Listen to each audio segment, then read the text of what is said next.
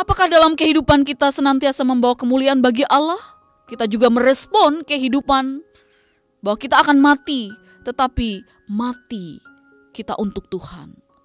Hidup kita untuk memuliakan Tuhan, membawa kemuliaan bagi Allah, yaitu dengan taat dan setia dalam memuliakannya, memberi buah yang melimpah-limpah bagi semua orang.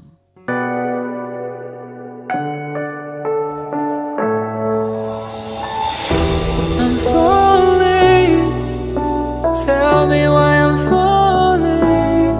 Oh, life's calling, but it's hard because I'm falling.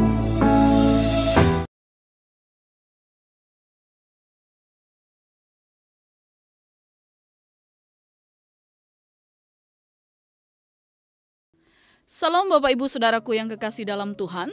Hari ini kita akan bersama-sama belajar dari firman Tuhan yang terdapat dalam Yohanes pasal 12 ayat 20 hingga ayat yang ke-33.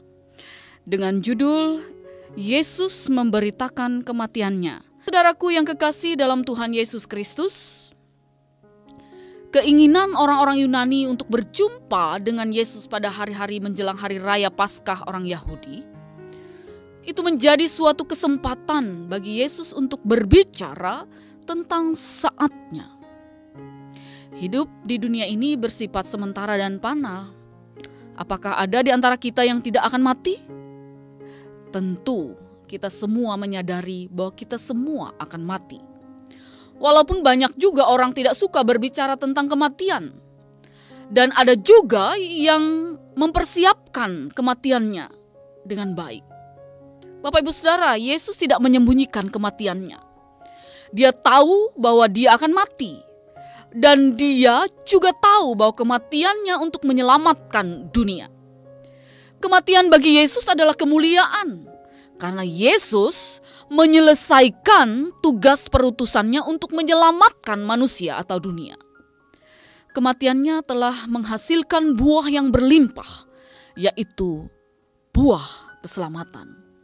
Oleh karena itu, tindakan hidupnya tertuju kepada rencana mulia atas kematiannya. Yesus memberitakan kematiannya dan Yesus tidak mundur dan minta dibebaskan. Seperti yang ia katakan pada ayat yang ke-27, tidak, sebab untuk itulah aku ke dalam saat ini. Kata saat ini menggambarkan ketaatannya kepada kehendak Bapa. Sampai menerima kematiannya pada kayu salib. Itulah saat Yesus dimuliakan. Karena melalui ketaatannya dan salibnya itulah dia masuk ke dalam kemuliaan yang dimilikinya. Sebelum dia turun ke tengah dunia ini. Itulah pula saat Bapa dimuliakan. Karena Yesus taat kepada rencana Bapa.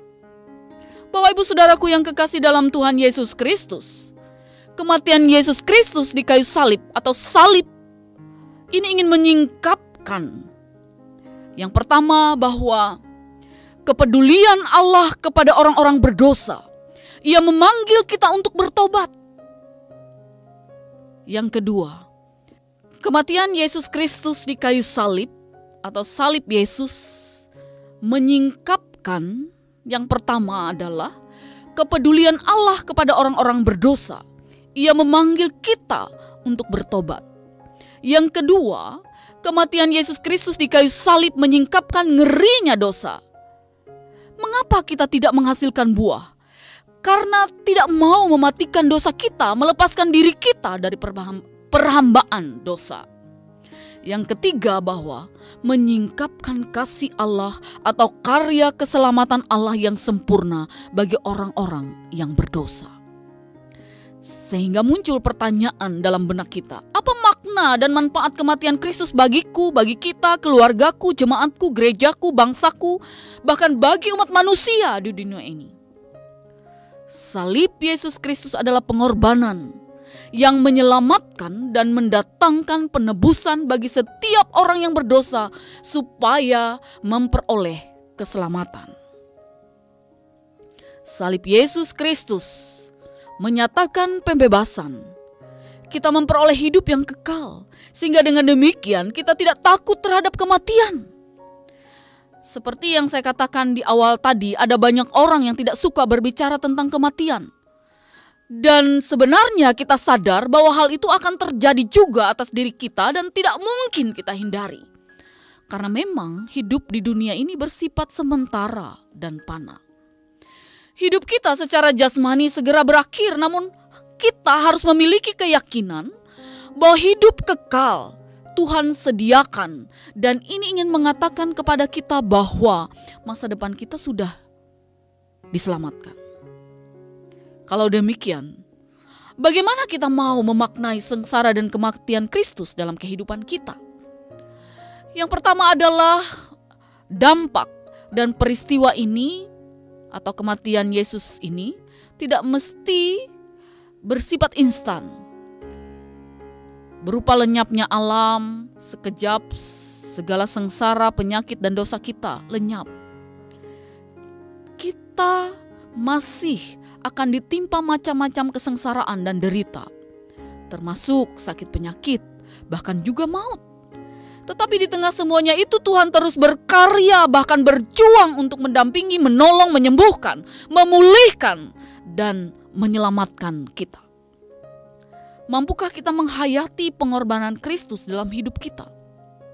Yesus berkata kepada para muridnya dalam Yohanes 20 ayat 21. Yesus diutus ke dalam dunia untuk menyingkapkan kasih Allah dan menebus manusia. Demikian pula kita diutus ke dalam dunia untuk menyingkapkan Yesus sebagai penebus bagi orang-orang yang ada di sekitar kita. Kita diajak untuk ambil bagian dalam pengorbanan Kristus, terlibat dalam setiap karya Allah dan meneladani Kristus dalam perjalanan misi kita dalam hidup ini. Pengharapan akan arti yang tinggi dan mulia atas kematian akan membuat kita juga menghargai kehidupan. Misalnya bagi orang muda, jangan terjebak kepada narkoba. Isi waktu dengan hal-hal yang positif.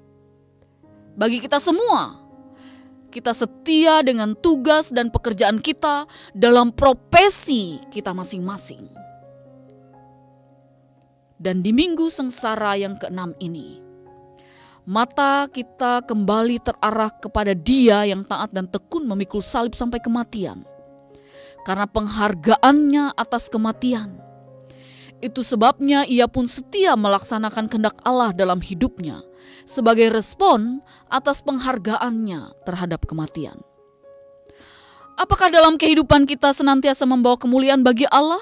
Kita juga merespon kehidupan bahwa kita akan mati, tetapi mati kita untuk Tuhan. Hidup kita untuk memuliakan Tuhan, membawa kemuliaan bagi Allah, yaitu dengan taat dan setia dalam memuliakannya, memberi buah yang melimpah-limpah bagi semua orang. Amin.